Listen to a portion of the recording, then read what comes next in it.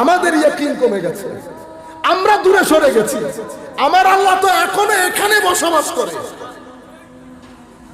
নাহনু আকরাবু ইলাইহি মিন হাবলিল ওয়ারিদ, এখনো এখানে বসবাস করে। আমি আমার নফসের দেওয়াল দাঁড় করিয়ে দিয়েছি, লোভের দেওয়াল দাঁড় করিয়ে দিয়েছি, গীবতের বেনামাজের দেওয়াল দাঁড় করিয়ে, আল্লাহর বান্দার মাঝখানে দেওয়াল দাঁড় করিয়ে আমি নিজে দূরে থাকতেছি। আমার আল্লাহ দূরে না। আমার আল্লাহ তো সেই রব যিনি একবার আপনি যদি ডাক দেন, আমার আল্লাহ 10 বার আপনার দিকে ফিরে থাকে। আয় আয় আয় আয়। আপনি একবার তওবা করলে, তওবা মানে কি? ফিরে আসা। আপনি যখন ফিরে আসেন, হেঁটে হেঁটে আসলে বান্দা দেরি করে ফেলতেছে, আমার আল্লাহ দৌড় দিয়ে যান। সেই আল্লাহ না। পরে আমি ভাষায় প্রকাশ করতে পারতেছি না, উনি বলতেছেন। পরে কথা শুনে আমি আরেকজনের সাথে দেখা করতে যাচ্ছি, কারণ তাকে আমার বলতে হবে। তার সাথে দেখা হয় না, আমি বাসায় চলে আসলাম। বাসায় দরজা খুলবো, আমাদের ওখানে প্রত্যেকের দরজায় লেটার বক্স, লেটারের একটা জায়গা থাকে। ওখানে একটা সাদা কোনা, এনভেলপের কোনা দেখতেছি। আমি তো মনে মনে বুঝছি যে আমার আল্লাহ আজকে কি বসাই দেবে, জোয়ার বইয়ে দেবে। আমি বিসমিল্লাহ করে খুললাম, দেখলাম ঠাস করে একটা এনভেলপ খুলছি। Envelope 1200 pound. কত? 1200 পাউন্ড। সবকিছু মিলাই আমি যদি 5 স্টার হোটেলেও থাকতাম, সে বলতেছে টাকা শর্ট পড়তো না। বলেন তো দেখি এবার, দেয় নাই আল্লাহ? এই যুগের মধ্যে দেয় নাই? আমি আপনাকে গ্যারেন্টি গ্যারেন্টি গ্যারেন্টি দিয়ে বলছি, আমার আল্লাহ আপনার সাথে কথা বলবে। আল্লাহর রহমতের বাড়ি দ্বারা নিজের চোখে অবলোকন করবে। উম্মত সেই ধরনের ঈমান দরকার। আপনি দুনিয়াদার হয়ে যাচ্ছেন, আমরা দুনিয়ার সাথে মিশে খতম হয়ে যাচ্ছি। আসেন আল্লাহ রাসূলের পথে, আসেন মদিনাওয়ালার পথে, সবুজ গম্বুজের পথে। আমার নবী বড় মহব্বত করে, আমার নবী বড় দয়া করে, কোরআন মানুষকে বড় আদর করে, মহব্বত করে। আমরা ইচ্ছাকৃতভাবে দয়া, মহব্বত, আদর থেকে নিজেদেরকে সরিয়ে ফেলতেছি। ঘরগুলোর মধ্যে আল্লাহ আল্লাহ রাসূলকে বের করে দিয়েছে। ঘরগুলোর মধ্যে সিনেমা, নাটকের বাজার বসিয়েছে। ছেলে মেয়ে সবাই বসে, ভাই বোন সবাই বসে এমন এমন ডায়লগ গুলা নিজে শুনি, আমাদের গায়রত নষ্ট করে ফেলছে মডার্নিজমের নামে, আধুনিকতার নামে। বাকি রেজাল্ট আপনারা দেখছেন, ছেলে বাবার মাথা জুদা করে ফেলতেছে। মেয়েদেরকে যা বন্ধুত্বের নাম দিয়ে হেন কোনো কাজ নাই হচ্ছে না। আমাদের ছেলেরা আস্তে আস্তে আত্মহত্যার দিকে চলে যাচ্ছে, ছেলেরা আস্তে আস্তে ডিপ্রেশনের দিকে চলে যাচ্ছে। যেই সময় কুল কায়নাতকে আমরা রাস্তা দেখানোর কথা, ইংল্যান্ড বলেন, আমেরিকা বলেন, সবার বাজারে সবকিছু পাওয়া যায়, কিন্তু শান্তি পাওয়া যায় না। আপনারা হয়তো জানেনও না, ইংল্যান্ড শান্তির খুঁজে পাগল পাড়া, America, Scandinavian country, European country শান্তি খোঁজে পাগল পাড়া। শান্তির জন্য তারা আমাদের দেশে এসে থাকে, শান্তির জন্য। এখনো যদি আমরা চাই শান্তি বাজারজাত করতে, শান্তি বিক্রি করতে, শান্তিকে এক্সপোর্ট করতে, এটা শুধু আমরাই পারবো। আমাদের বাজারে এখনো শান্তি আছে, কারণ আউলিয়া ইকরাম মাজারে সাইতো, আমাদের মসজিদ আছে, আমাদের কবরস্থান আছে, আমাদের ইবাদত রিয়াজত আছে। সেই কারণে এখনো আমাদের বাজারের মধ্যে শান্তি পাওয়া যায়। আপনারা জানেন, পুরো পৃথিবী পাগল হয়ে গেছে ক্রাইম রেট কমানোর জন্য। কি রেট? Crime rate. পুরো পৃথিবী ব্যর্থ। আপনারা শুনে অবাক হবেন, মুসলমানদের 12 মাসের মধ্যে একটা মাস আছে, যেই মাসের মধ্যে পুরো পৃথিবীর ক্রাইম রেট একেবারে ড্রপ ডাউন করে। Suicide, crime rate, eve teasing, divorce,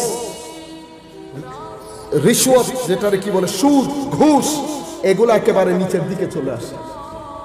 কোন মাস? রমজান মাস। কেন? কারণ রমজান মাসে টুপি আপনার মাথায় উঠে, টুপি আপনার মাথায় উঠে। আপনার কোরআন থাক থেকে টেবিলে আসে। 1 মাসের কোরআন থাক থেকে টেবিলে এসে 1 মাসের নামাজ এক মাসের টুপি, কোনো আইন কানুন কোনো কিছু ছাড়া পুরা পৃথিবীকে শান্তির বাগানে পরিণত করে। এর 10% যদি বাকি 11 মাস করতে পারতাম আমাদের অবস্থা কি হতো? কিন্তু মুসলমান, আমাদের নেতা, আমরা সামগ্রিকভাবে আমরা দুনিয়াদার হয়ে গেছি। আমাদেরকে বোঝানো হয়েছে এটা দুনিয়া। দিনদারি মৌলবি কি জিনিস? মৌলবি।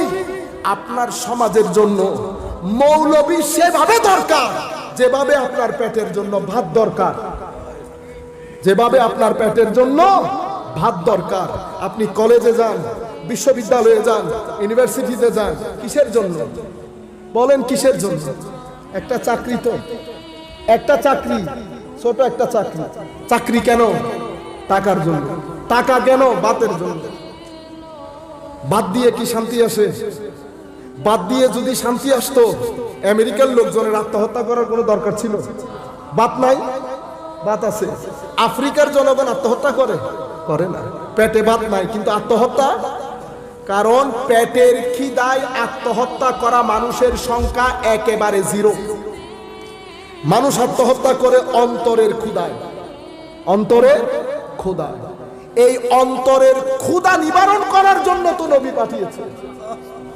নবী ভাত খাওয়ানোর জন্য না, নবী অন্তরের ক্ষুধা মিটানোর জন্য পাঠানো হয়েছে। সেই অন্তরের খিদা যেই মাধ্যমে আপনি পুরা করবেন সেটাকে হেদায়েত বলে। কি বলে? হেদায়েত। সেই রাস্তাটাকে সিরাতুল মুস্তাকিম বলে। সেই রাস্তাটাকে সিরাতুল মুস্তাকিম বলে। আল্লাহ, আমরা আমাদের বক্তব্যের একেবারে শেষ পর্যায়ে, আল্লাহ, আমরা তো গুনাহগার। আমার আল্লাহ জানেন না আমরা দুর্বল?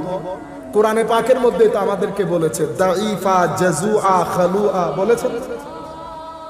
খুলিকাল ইনসানু দাঈফা, হালুআ, জাজুআ, মানুআ।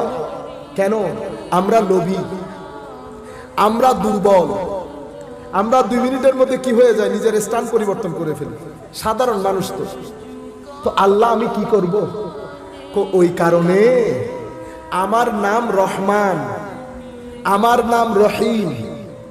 সেই কারণে আমি আমার রহমতকে 100 ভাগ করেছি, 1 ভাগ দুনিয়াকে দিয়েছি। মাওলার রহমত দিলেন কেমনে? কোন নবীর মাধ্যমে। এটা কি রহমত? এটা কি চিকেন ফ্রাই যে আল্লাহ আপনারে পাঠাই দিছে বক্স ভরে? তো রহমত কি? রহমত কিভাবে? রহমত কি দেখা যায়? দেখা যায়। আল্লাহর রহমতের প্রকাশ স্থল কোনটা? রহমতের প্রকাশ স্থল মুহাম্মাদুর রাসূলুল্লাহ সাল্লাল্লাহু আলাইহি ওয়াসাল্লাম। ওয়া মা আরসালনাকা ইল্লা রাহমাতাল লিল আলামিন। এই আয়াত মাদ্রাসায় যারা পড়েন আমি তাদেরকে অনুরোধ করব, আপনারা এটা নিয়ে একটা গবেষণা করেন। মানুষের জন্য রহমত তো বুঝলাম, আমার নবী পাহাড়ের জন্য রহমত, কিন্তু সেটা কিভাবে?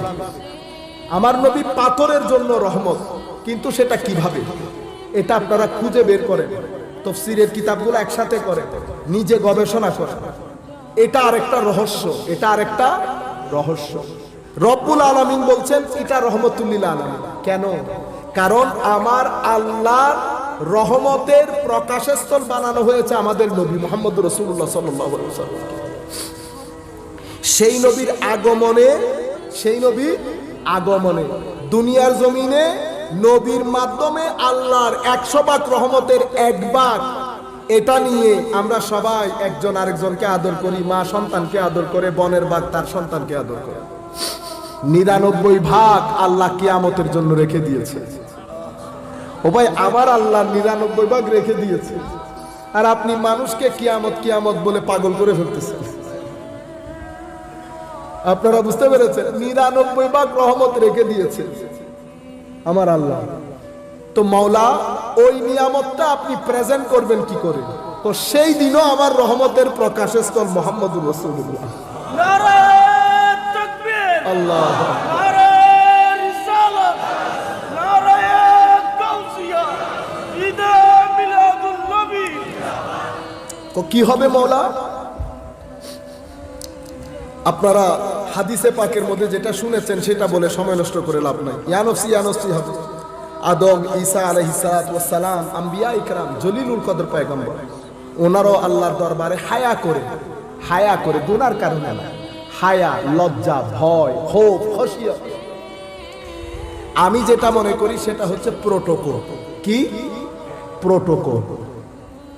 আমাদের রাষ্ট্রীয় প্রোটোকল আছে না, এরকম প্রোটোকল আর কি। মানে প্রধানমন্ত্রীর আম্মা যান, উনি তো আর প্রধানমন্ত্রী না, কিন্তু যদি একসাথে বের হয় সম্মান কে বেশি পাবে? আম্মা। প্রধানমন্ত্রী কি বলবে? ফুল আমাকে না, ওখানে দে, মাকে দে বা বাবাকে দে। এটা প্রোটোকলের মধ্যে আসে। আমি না মানে আমি অযোগ্য, এটা না। আমি না বেটা, এটা তো এমনিতে কথার কথা। তো আম্বিয়ায়ে কেরামও বলবেন আমি ওইটার জন্য। আমার নবী আল্লাহ বলছেন আসা আন ইয়াবআসাকা রাব্বুকা মাকামাম মাহমুদ। আল্লাহর রহমত এখনো শুরু হয় নাই। কিয়ামতের ময়দানে প্রেজেন্টেশন শুরু হয়, প্রথমে তো রৌব আর দবদবা, কুল কায়নাত খামুশ, চুপচাপ একেবারে। ইয়ানফসির একটা প্রখণ্ড ধ্বনি, আমার নবী বিসমিল্লাহ করে উঠবেন। তা আমার নবী বলছেন নিজে, আনা খাতিবুহুম ইজা আনসাতু, যখন সবাই চুপচাপ আমি আল্লাহর কোর্টে উঠে প্রথমে বক্তব্য প্রদান করব। ওয়া আনা মুবাশশিরুহুম ইজা আইসু, আমি তারা যখন নিরাশ হবে আমি তাদেরকে পিঠে থাপ্পড় দিয়ে বলবো নিরাশ হইতে হবে। আসি না? আমি আমার মতো করে অনুবাদ করলাম আর কি। এসকি অনুবাদ ভিন্ন হয়, শাব্দিক অনুবাদ আপনি করেন, অসুবিধা নেই। এসকি অনুবাদ আর কি। আসি তো। আর যেখানে যেখানে উম্মতকে আটকানো হবে সেখানে গিয়ে আমি উম্মতকে ছাড়িয়ে আনব। কিয়ামতের ময়দানে আল্লাহর আরশের ডান পাশে, আল্লাহর তো আর ডান বাম নাই, তো বোঝানোর জন্য বলছে আর কি, আপনারা আবার ডান বাম খুঁজিয়েন। আমার আল্লাহ সময়, স্থান, কাল সব কিছুর ঊর্ধ্বে পুত পবিত্র। কারণ আমার আল্লাহ তখনও ছিলেন যখন কোনো তখন ছিল না। আমার আল্লাহ তখনও ছিলেন যখন কোনো তখন কিছুই ছিল না, শুধু আল্লাহ। এরপরে আমার নবীর নূর সৃষ্টি করেছেন আল্লাহ। যাই হোক, তো বলতে চাচ্ছি আমার নবী বলছেন ডান পাশে একটা চেয়ার রাখবেন। সেই চেয়ারকে আমার নবী আল্লাহ নিজে নাম দিয়েছেন মাকামে মাহমুদ। মাকামে মাহমুদ, highly exalted praising chair of Allah almighty. Throne বলি আমরা, সিংহাসন। কি হবে সেখানে?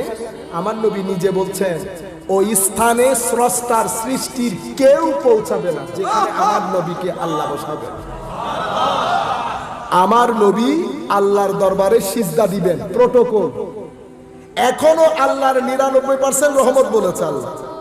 প্রেজেন্ট কার মাধ্যমে হচ্ছে এটা বুঝাচ্ছি আপনাদের। নবী আমাদের মতো, আমার নবী সিজদা দিয়েছেন। সিজদা দেওয়ার পরে আমার নবী সিজদাইত। এবার আল্লাহর রহমতের বাড়ি দ্বারা শুরু হচ্ছে। ইরফা রাসা, হাবিব হয়েছে, মাথা তুলে নেন। কি চাচ্ছেন বলে? এটা হচ্ছে এমনিতে ওই যে মানে সিস্টেম আর কি। আল্লাহ জানেন না, সব জানেন। সাল, জিজ্ঞেস করেন, আস্ক, আপনি আমাকে চান আমার কাছে, শাফাআত করেন, যা বলবেন কবুল। কিরকম কবুল? আমি তো ওয়াদা দিয়েছি আপনাকে, আমি ততক্ষণ দিতে থাকবো যতক্ষণ আপনার মুখে হাসি না ফুটে। ওয়ালা সাউফা ইউতিকা রাব্বুকা, এটা এসকি অনুবাদ করছি। ততক্ষণ দেব যতক্ষণ আপনি হেসে না দেন।